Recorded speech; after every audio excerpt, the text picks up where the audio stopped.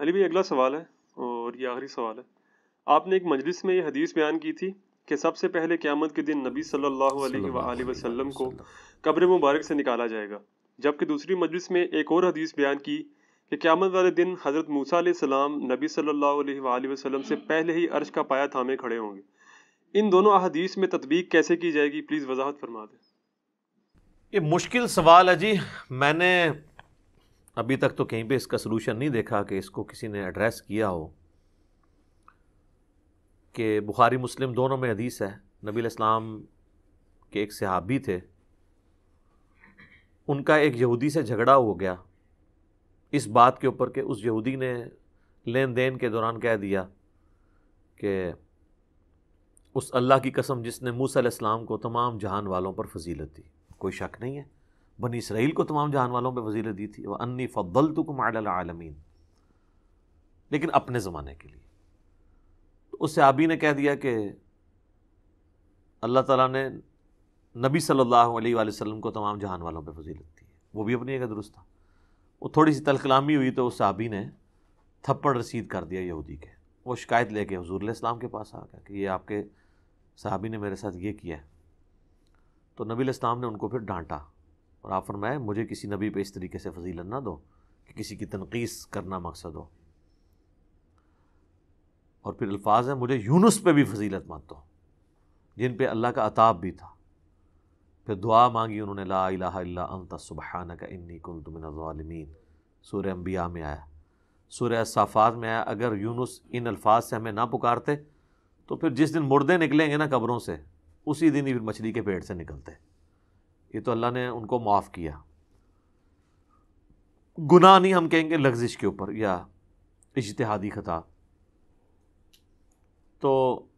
پھر آپ علیہ السلام نے فرمایا کہ تم نے موسیٰ کے بارے میں بات کی ہے، تو موسیٰ علیہ السلام کی ایک جزوی فضیلت آپ نے بیان فرمائی۔ آپ نے فرمایا کہ قیامت والے دن جب مجھے اٹھایا جائے گا نا تو میں دیکھوں گا کہ موسیٰ علیہ السلام مجھ سے پہلے ہی اللہ کے عرش کا پایہ تھامے ہوئے کھڑے ہیں۔ مجھے نہیں پتا کہ ان پہ قیامت کی بے ہوشی طاری نہیں ہوئی، اس بے ہوشی کے سبب جو دنیا میں اللہ کی تجلی سے، جو سورہ الاعراف کی آیت نمبر 143 میں ہے، کوئی دور پہ پڑی تھی وہ بے ہوش ہو گئے تھے، یا ان کو مجھ سے پہلے اٹھایا گیا ہے۔ اب یہ بھی خود حدیث کوسچنیبل ہے کہ یہ ایکٹیویٹی کہاں کی ذکر ہو رہی ہے، کیونکہ اللہ کا عرش تو جو 7 آسمانوں کے اوپر ہے اور قبریں تو زمین کے اوپر ہیں، یہ نبی علیہ السلام کہاں پہ اٹھائے جا رہے ہیں اور یہ کون سی بے ہوشی کا ذکر ہو رہا ہے؟ کیونکہ اس میں الفاظ یہ نہیں کہ قبر سے میں اٹھایا جاؤں گا، اور میں جب میں وہ قیامت کی وہ بے ہوشی سے، اب اس کا مطلب قیامت کی کوئی بے ہوشی اس طرح کی ہے۔ قرآن میں تو ہمیں 2 قسم کے سوروں کا ذکر ملتا ہے، جو سور پھونکا جائے گا، وہ جو ایک باجہ ہے حضرت اسرافیل علیہ السلام پھونکیں گے، ایک جب سور پھونکا جائے گا تو سب کے سب لوگ بے ہوش ہو جائیں گے۔ سورہ الزمر کے اینڈ پہ جا کے آتا ہے نا اس کا ذکر کہ جب سور پھونکا جائے گا، سورت نمبر ہے 39، اس کے بالکل اینڈ پہ 68 نمبر آیت ہے، وَنُفِخَ فِي الصُّورِ، جب سور میں پھونکا جائے گا، فَصَعِقَ مَن فِي السَّمَاوَاتِ وَمَن فِي الْأَرْضِ، ہر کوئی بے ہوش ہو جائے گا جو آسمانوں اور زمین میں، إِلَّا مَن شَاءَ اللَّهُ، ہاں مگر جسے اللہ چاہے۔ اس پہ کہتے ہیں، بعض کہتے ہیں کہ فرشتے شاید اس سے آزاد ہوں، لیکن فرشتوں کو بھی تو الٹیمیٹلی موت آنی ہے۔ ثُمَّ نُفِخَ فِيهِ أُخْرَى، اس کے بعد ایک اور سور پھونکا جائے گا، فَإِذَا هُمْ قِيَامٌ يَنظُرُونَ، تو سب کے سب لوگ کھڑے ہو کر ادھر ادھر دیکھنا شروع کر دیں گے۔ وَأَشْرَقَتِ الْأَرْضُ بِنُورِ رَبِّهَا، اور زمین جگمگا اٹھے گی تیرے رب کے نور سے۔ وَوُضِعَ الْكِتَابُ، اور نامہ اعمال کی کتابیں لا کے سامنے رکھ دی جائیں گی۔ وَجِيءَ بِالنَّبِيِّينَ وَالشُّهَدَاءِ، اور بلا لیا جائے گا انبیاء کو بھی اور دعوت و تبلیغ کا کام کرنے والے لوگ جو شہادت علی الناس کرنے والے لوگ۔ وَقُضِيَ بَيْنَهُم بِالْحَقِّ وَهُمْ لَا يُظْلَمُونَ، اور ان کے درمیان فیصلہ کر دیا جائے گا حق کے ساتھ اور ان پہ ظلم نہیں ہوگا۔ وَوُفِّيَتْ كُلُّ نَفْسٍ مَّا عَمِلَتْ، اور ہر جان کو پورا پورا بدلہ دیا جائے گا جو کچھ اس نے کیا ہوگا۔ وَهُوَ أَعْلَمُ بِمَا يَفْعَلُونَ، اور وہ بہتر جانتا ہے جو کچھ وہ دنیا میں اعمال کیا کرتے تھے۔ تو یہ جو سور کا ذکر ہے، تو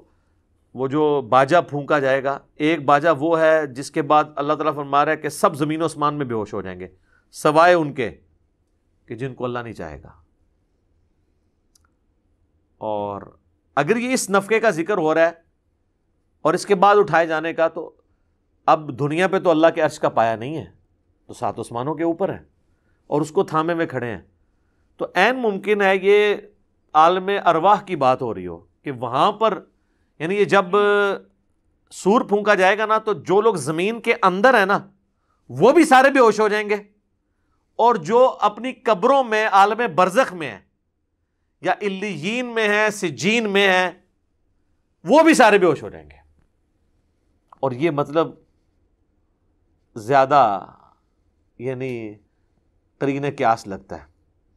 کیونکہ اس نفخے کے بعد جو ہوش آ رہی ہے، اور نبی الاسلام فرما رہے ہیں کہ میں موسیٰ کو دیکھوں گا کہ وہ اللہ کے عرش کا پایہ تھامے ہوئے کھڑے ہیں،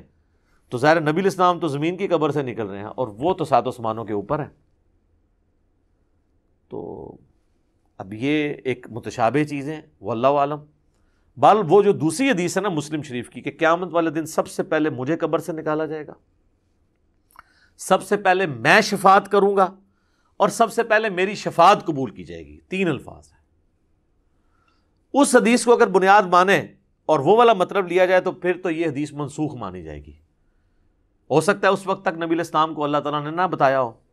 کہ موسیٰ علیہ السلام پہلے ہوش میں آئے ہیں یا ان پہ وہ بے ہوشی طاری نہیں ہوئی، تو پھر دوسرا معنی ٹھیک ہے کہ حضرت موسیٰ علیہ السلام پہ وہ بے ہوشی طاری نہیں ہوئی، عالم ارواح میں بھی ہوش میں پہلے نبی علیہ السلام کو ہی لایا گیا، کیونکہ آپ نے فرمایا تھا مجھے نہیں پتا کہ وہ مجھ سے پہلے اٹھائے گئے ہیں بے ہوشی سے یا ان پہ بے ہوشی آئی نہیں ہے۔ عالم ارواح میں تو زندہ ہے نا، صحیح مسلم میں حدیث نہیں، نبی علیہ السلام نے موسیٰ علیہ السلام کو قبر میں نماز پڑھتے ہوئے دیکھا، اس دنیا کی نماز نہیں، وہ ایک ڈیفرنٹ چیز ہے، وہ فریم آف ریفرنس ڈیفرنٹ ہے۔ تو پھر دوسری بات بعد میں اللہ نے بتا دی ہوگی کہ موسیٰ علیہ السلام پہ بے ہوشی ہی نہیں طاری ہوئی، اور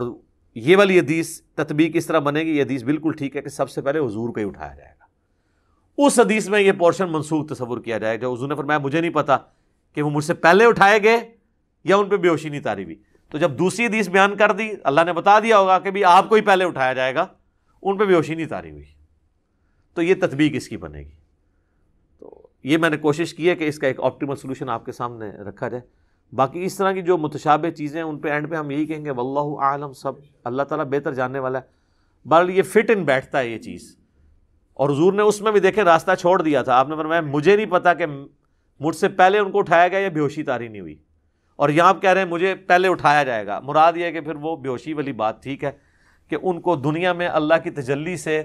جو بے ہوشی طاری ہوئی تھی ان پہ، اس کے بدلے وہ آخرت کی بے ہوشی طاری نہ ہو۔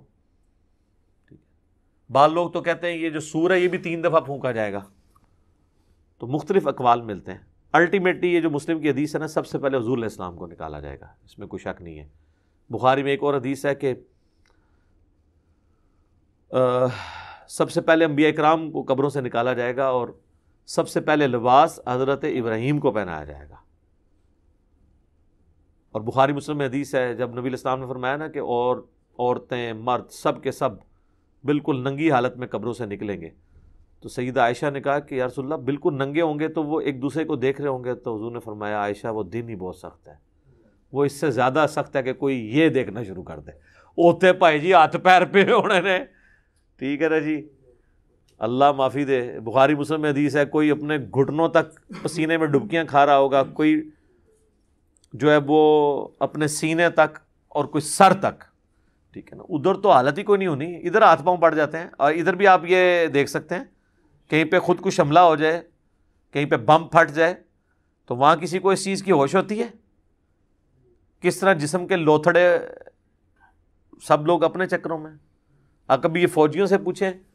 اسی لیے آپ دیکھیں جن لوگوں کی فوجیوں کی ڈیوٹیاں بارڈرز پہ لگی ہوئی ہیں نا، وہ آپ ان کا ایمان کا لیول بھی دیکھیں کیا ہوتا ہے، آئے دن وہ لاشیں اٹھاتے ہیں، اور وہ دنیا کی بے ثباتی ان کے اوپر کافی اثر کر گئی ہوتی ہے۔ یہاں جو وائی فائی استعمال کرتے ہیں یا ایئر کنڈیشن کمروں میں بیٹھتے ہیں ان کا تو مسئلہ ڈیفرنٹ ہے، لیکن جو بیچارے ہر وقت لاشیں اپنے بھائیوں کی اٹھا رہے ہوتے ہیں نا، وہ واقعی دنیا کی بے ثباتی ان کے اندر آئی ہوتی ہے، تو وہ ان چیزوں سے بہت زیادہ یعنی بلند ہو چکے ہوتے ہیں کہ وہ ان چیزوں کی طرف توجہ کر رہے ہیں، اس وقت تو ہوش ہی کوئی نہیں ہوتی، تو بس ویسے لگ رہا ہوتا ہے نا کہ ایسے ہو جائے گا، سر اس وقت کی سختی جو ہے وہ۔ اللہم حاسبنی حسابا یسیرا، اللہم اجرنا من النار، اللہم انی اعوذ بک من عذاب جہنم، آمین۔ ٹھیک ہوگا جی، اللہ تعالیٰ سے دعا ہے جو حق بات میں نے کہی اللہ تعالیٰ ہمارے دلوں میں راسخ فرمائے۔ اگر جذبات میں میرے منہ سے کوئی غلط بات نکل گئی تو اللہ تعالیٰ ہمارے دلوں ہی سے محو کر دے، ہمیں معاف بھی فرما دے، ہمیں کتاب و سنت کی تعلیمات پر عمل کر کے دوسرے بھائیوں تک پہنچانے کی توفیق عطا فرمائے۔ سبحانک اللہم و بحمدک، اشہد ان لا الہ الا انت، استغفرک و اتوب الیک، وما علینا الا البلاغ المبین۔ جزاکم اللہ خیرا۔